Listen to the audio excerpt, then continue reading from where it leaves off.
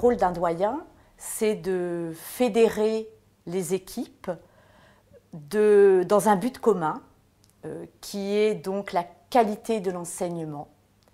Et ce, je dirais, dans une relation de confiance avec tous les acteurs de la composante.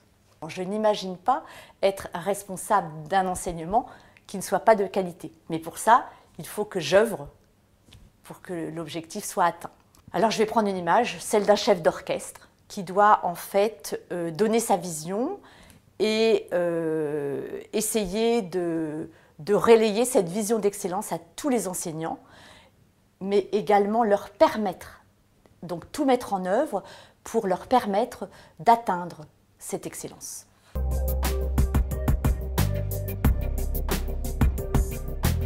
Je dirais que la réflexion, elle a été d'abord de diminuer les enseignements magistraux au profit d'enseignements où les étudiants étaient plus impliqués, par petits groupes par exemple. On a privilégié la qualité à la quantité. On a aussi créé un espace de cours pour chaque unité d'enseignement et ainsi les enseignants peuvent poster en fait des ressources en ligne. On a donc ensuite travaillé sur le référentiel de formation. Et là, on a, c'est un petit peu la marque de fabrique de Rennes, conçu des fiches de TP numériques qui sont des sortes de tutoriels pour donc simuler les procédures lors des manipulations en travaux pratiques. Les étudiants ont accès à ces fiches. Elles sont conçues par des étudiants en thèse, encadrés par une équipe disciplinaire. Ça renforce la cohésion entre ces équipes. Ça renforce même la cohésion entre toutes les équipes, puisque quelquefois nous avons des fiches qui sont transversales et font appel à plusieurs disciplines. Et toutes ces ressources, quelles qu'elles soient, sont disponibles sur la plateforme Moodle et sont visibles pour tous les enseignants et par tous les étudiants. Ainsi, il y a une grande transparence de l'enseignement et je pense que ça aussi tire l'enseignement vers la qualité, puisque chacun peut voir l'enseignement de l'autre. En dehors de ces fiches de TP numérique, nous avons mis en place un portfolio numérique à partir de l'année dernière. Nous avons également créé des cartes mentales qui reprennent les prérequis, les savoirs et les savoir-faire qui vont être acquis dans chaque UE. Et nous avons également mis à disposition des étudiants des syllabus.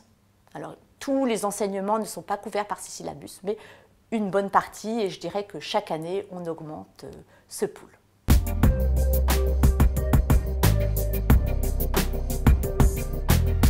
La difficulté première que je rencontre, c'est le manque de temps. Et aussi, je dirais, mais ça va un petit peu avec, le manque de secrétaires pédagogiques pour pouvoir alléger la charge de travail des enseignants et leur permettre d'être plus dans la réflexion.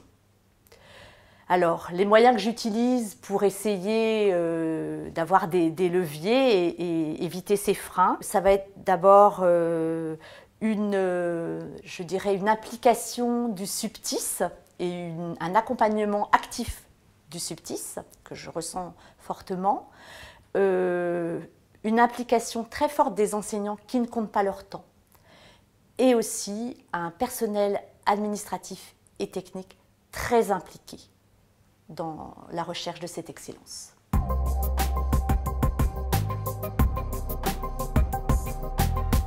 Eh bien, j'ai d'abord suivi personnellement les actions de formation qui étaient proposées par le service universitaire de pédagogie de l'Université de Rennes. Et ainsi, j'ai connu ces formations, j'ai en quelque sorte montré le chemin aux enseignants et j'ai pu leur en parler concrètement, leur demander de les suivre et ainsi mon message était beaucoup plus cohérent. Pour soutenir cette transformation pédagogique, nous avons mis en place un système d'évaluation des enseignements. Ce système d'évaluation est désormais inscrit, je dirais, dans la durée et il participe à l'amélioration continue de cet enseignement. L'évaluation, donc les questionnaires sont analysés et ensuite ces évaluations sont transmises à tous les enseignants et à tous les étudiants qui ont répondu à cette évaluation. Là encore, de la transparence dans l'action. Outre ces questionnaires d'évaluation, nous avons aussi mis en place 2 comités de perfectionnement où tous les acteurs de l'enseignement sont présents. Il y a des étudiants, donc des enseignants et aussi du personnel administratif. Ces comités de perfectionnement sont là pour améliorer et proposer en fait des nouvelles formes d'enseignement et donc améliorer en continu les enseignements existants. Ils se servent des questionnaires d'évaluation pour ce faire. Et enfin, avec le SUPTIS, on a mis en place des formations pour les enseignants de façon à soutenir leur investissement et à les aider à prendre ce virage en fait, numérique et donc à réfléchir encore plus loin à cette transformation pédagogique. Pour compléter ces formations, un séminaire de rentrée est organisé chaque année où 80% des enseignants participent et où le SUPTIS organise systématiquement des ateliers sur différents thèmes pédagogiques.